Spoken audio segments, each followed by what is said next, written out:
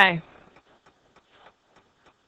Like I said before, this is not Chapter 3-4. 3-4 is linear programming, which you guys are never going to use. I've been a math teacher. I've never had to use it my entire life.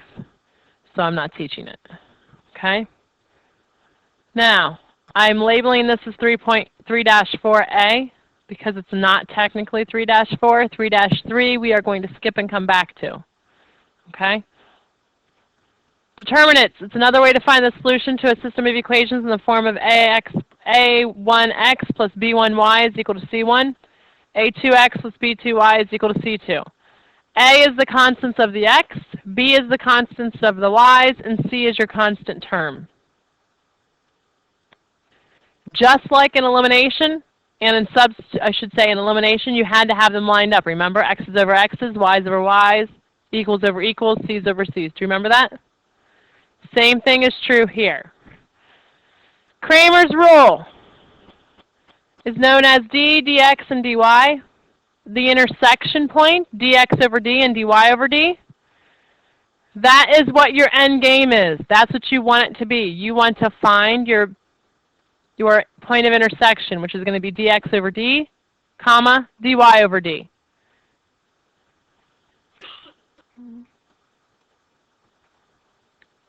You ready?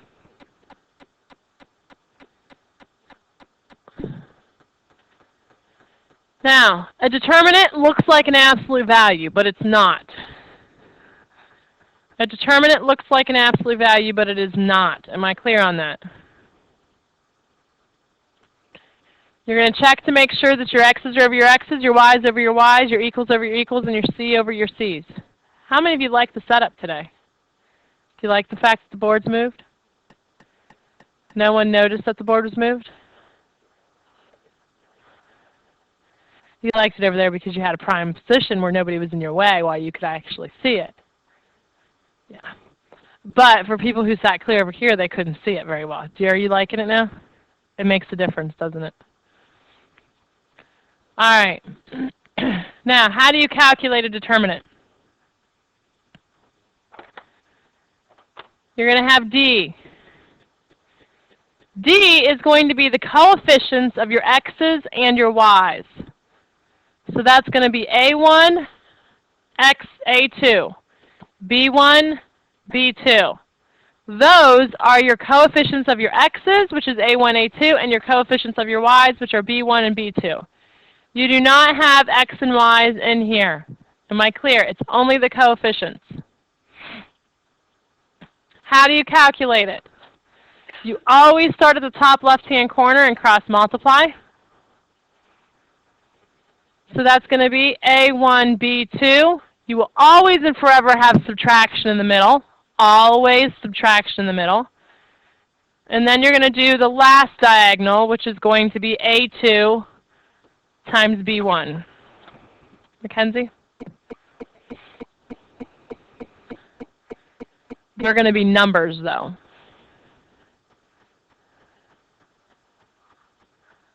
Yes, that's what it'll look like.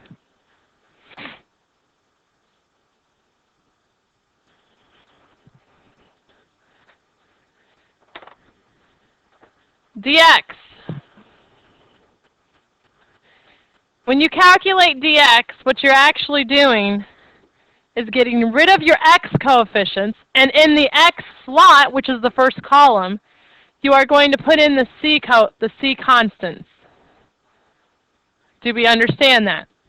In place of the coefficients of the x's, you are going to put in those places the c1 and the c2s.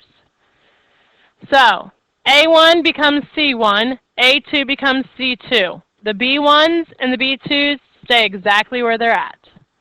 You do not touch them. You're calculating dx, which means you get rid of the x's, and in place of them you put the constants. There is no a there. I'm doing dx. There is no a. It's like a whole new problem. The b's remain there because I'm only doing dx, which means I only get rid of the x coefficients. You get me? Now how do I calculate? Always and forever. B2 times C1. Why do I put them in alphabetical order? Easier for like terms. You get me? What do I put in the middle? Always subtraction. Now you're going to subtract off the next diagonal, B1, C2. Yes? Yes. You mean the variables itself, like C1, B2, or?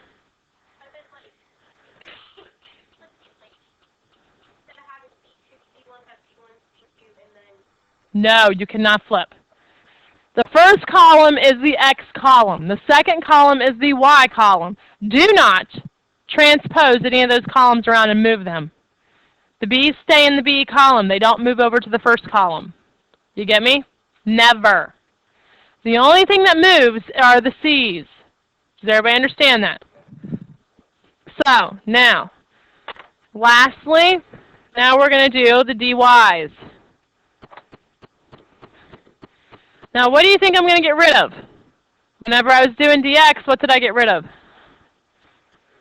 You got rid of the A's. So now I'm going to keep the A's. And what am I going to get rid of? I'm going to get rid of the B's, and in place of them, I'm going to put the C's. Do we understand that? How do I calculate? A1 times C2, always and forever minus. Now what? The other diagonal, A2 times C1.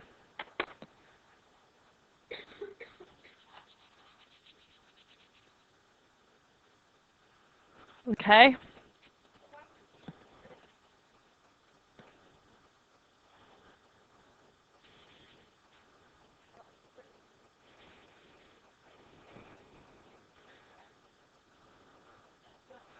The B's are the coefficients of the Y's. So when you're doing dy, you're getting rid of the B column, and in place of the B column, you're going to put the C's in. Well, there's never any Y's in there to begin with, are there?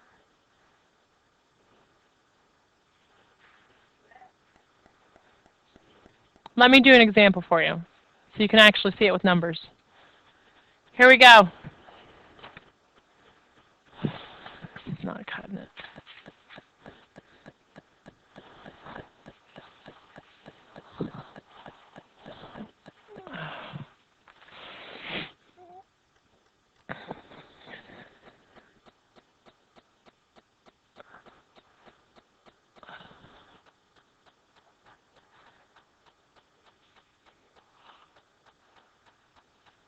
First things first, what do you got to check for?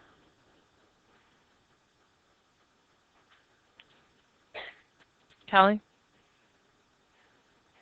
The X's are over the X's, the Y's are over the Y's, the equals are over the equals, and the C's over the C's. Are they in that form? So now we have to go ahead and do our D. Now, do I use my C's with my D's? No. I'm only using the coefficients of the X, which are 3 and 5, and then the coefficients of the Y's. What's the coefficient of the Y's? -4, -8. Excellent. Now, how do I calculate? Starting at the top left, -24. What sign goes next? Minus. What am I subtracting? -20. Now, what's minus a negative? Positive. So -24 plus 20 gives you -4 is your D value.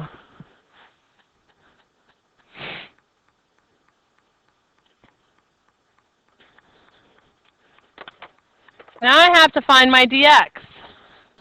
Now in calculating dx, what happens?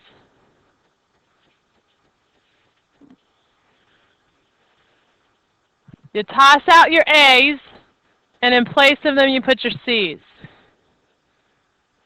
So I'm going to have 7, 9, and then what do I do with my Y's? You keep them, and that's going to give you -4, -8. Now how do you calculate? So 7 times negative 8 is? Always and forever subtraction. 9 times negative 4 gives you negative 36. That becomes plus plus to give you what for dx? Positive or negative 20, sorry.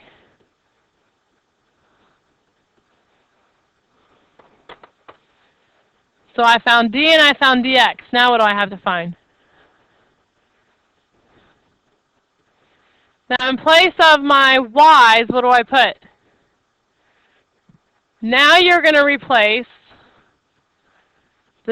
the y column with your 7 and your 9, yes? So this is going to be 3 and 5, 7 and 9. So what is 3 times 9? 27 minus, always and forever there, 35 to give you negative 8 as dy.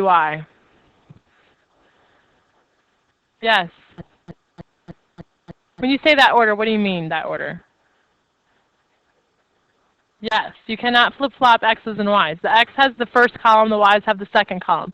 When you're tossing out the x's, you still have to put the substitution of the c's within the x column.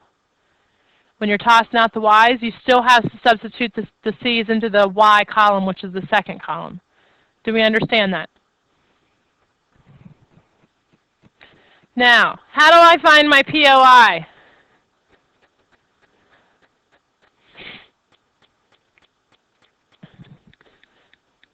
Dx over d, comma, dy over d. So what is dx? Negative 20. What's d? What's dy? Divided by d, which is negative 4. To give you the 0.52. That's your POI. Do we understand that? Make sense?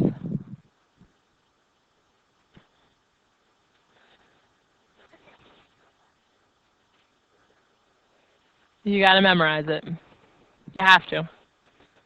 Huh?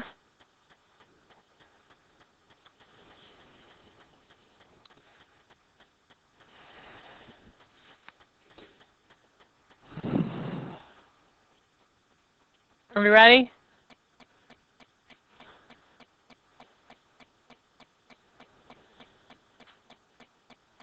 Are we ready? Okay, what do I have going on here? They are not lined up, so what do I have to do? So what do I do with my 4x and my negative 3y plus 4x?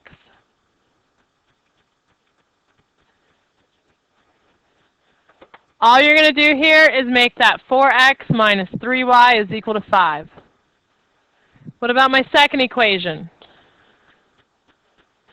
I bring down the negative 7x, but look what happens. There's a negative 9y on the right-hand side, so what do I have to do?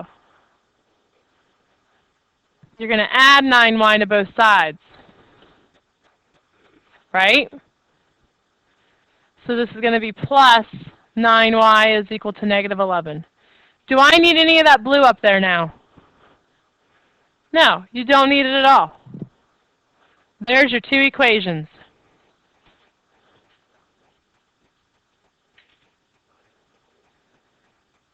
No. Well, it does when you do the calculation, has to be subtraction.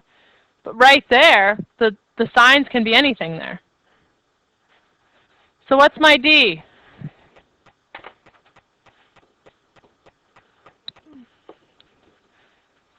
Four, negative 7, negative 3, 9. How do I calculate? 4 times 9 is 36 minus 21 to give you what?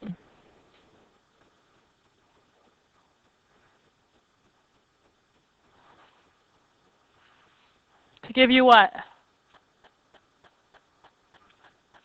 15, folks. Come on. I feel like poo, and yet I'm still doing it up here, so come on. Now what? Now you got to do dx. Now if you're doing dx, what goes and what stays? The x's go, which are your a's, and in place of them, what comes? The c's come in.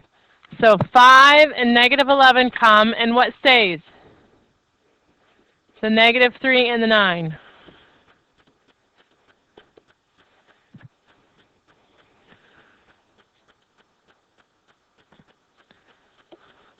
Cross multiply, 45 minus 33 to give you,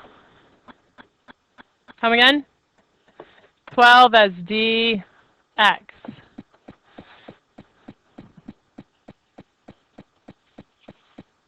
Now what?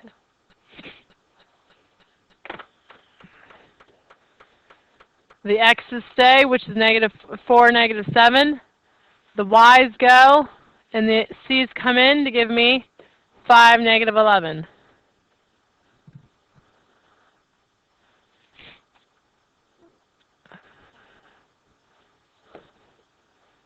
Negative 44 minus negative 35 minus a negative is a positive to give you negative 9 as dy. So how do I find my POI?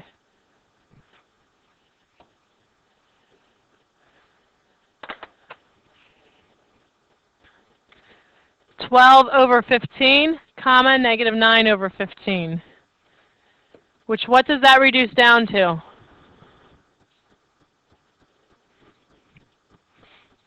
(4/5, comma,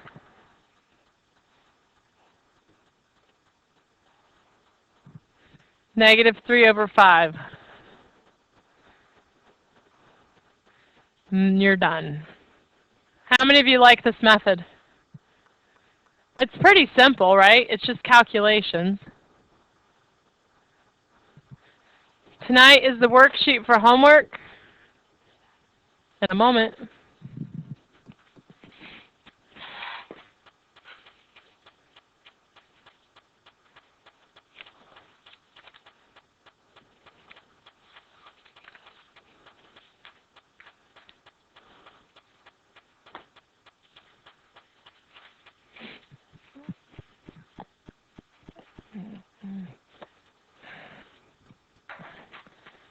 Now, tonight's homework is this worksheet for problems 1 through 5. All you have to do is calculate the one determinant. You don't have the equations to actually be able to do anything with it. Do you understand me? So if we were to do this,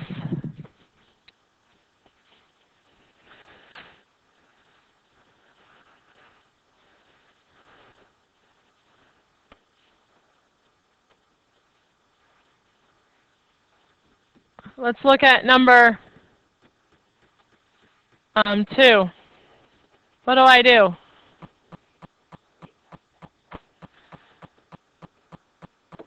So 56 minus 6 to give you 50. That's your answer for D. You cannot do anything else to it. Do you understand that? It's done. Now what about number 4? Well, there's variables in it. Are you supposed to have variables within yours that you do? No.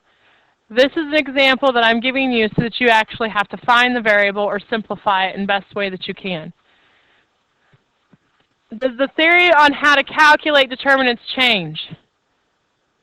No, it remains the same. So how do I calculate this? Good. X times 2x minus 10, subtract off the other diagonal. 2x times x minus 5.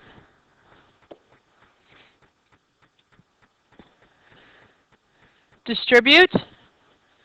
2x squared minus 10x minus 2x squared plus 10x. And what happens? Everything cancels and you're going to get 0. The rest of it is exactly what we've done previously. Do we all understand this? Okay, get busy.